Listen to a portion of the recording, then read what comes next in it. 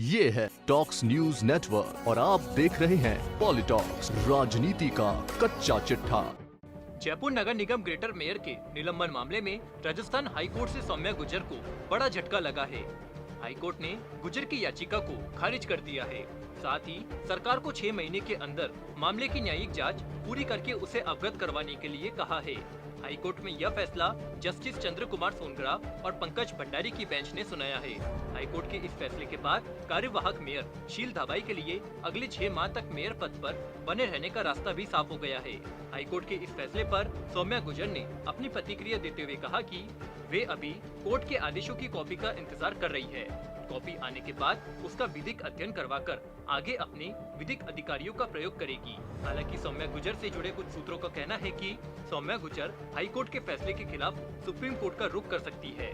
सौम्या गुर्जर के वकील आशीष शर्मा ने बताया कि कोर्ट ने हमारी याचिका को रद्द कर दिया है।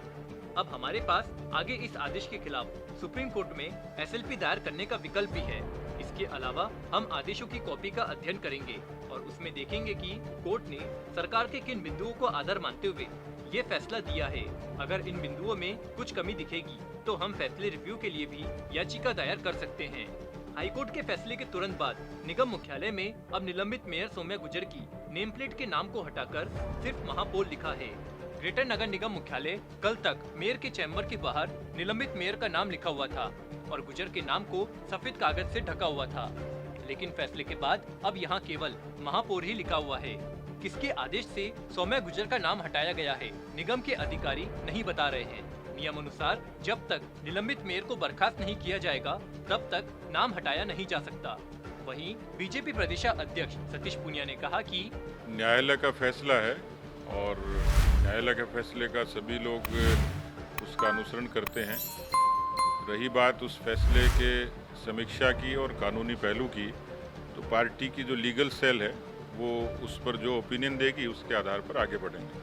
डॉक्टर सौम्या गुर्जर की याचिका खारिज होने के बाद गहलोत सरकार के मुख्य सचेतक डॉक्टर महेश जोशी ने कहा कि सरकार ने पूरी तरह से न्याय संगत और तर्क संगत फैसला किया है।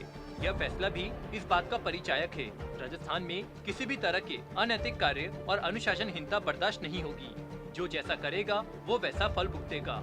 जोशी ने बीजेपी पर आरोप लगाते हुए कहा कि भारतीय जनता पार्टी के नेताओं का ऐसा इतिहास रहा है कि वे अधिकारियों और कर्मचारियों के साथ दुर्व्यवहार करते हैं, लेकिन प्रदेश सरकार में ऐसा कभी बर्दाश्त नहीं होगा।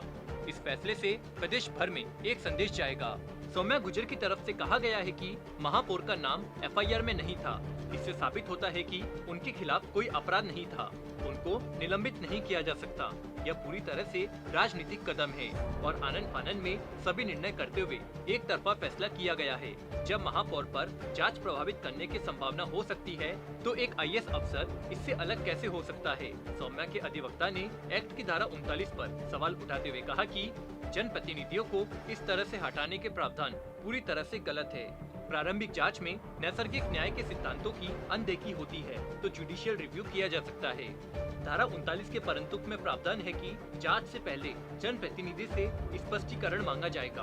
आपको बता दें, 4 जून को जयपुर नगर निगम ग्रेटर मुख्यालय में सौम्या गुर्जर के चैम्बर में आयुक्त जगमित्र सिंह देव के साथ बैठक में विवाद हो गया था। इसके बाद आयुक्त ने इस मामले में अपने संग मारपीट और बदसलूकी होने का आरोप लगाते हुए सरकार स्तर पर शिकायत कर दी थी। गहलोत सरकार ने उसी दिन देर रात एक आदेश जारी करते हुए एक RAS अफसर से मामले की जांच करने के लिए कहा था। अधिकारी ने 6 जून को देर शाम अपनी जांच रिपोर्ट पेश कर दी, जिसके बाद सरकार ने उसी दिन सौम्या गुर्जर को और पार्षद के पद से निलंबित कर दिया था। इस पूरे घटनाक्रम में आयुक्त ने 3 अन्य पार्षदों अजय सिंह, पारस जैन और शंकर शर्मा के खिलाफ भी ज्योति नगर थाने में मुकदमा दर्ज करवाया था।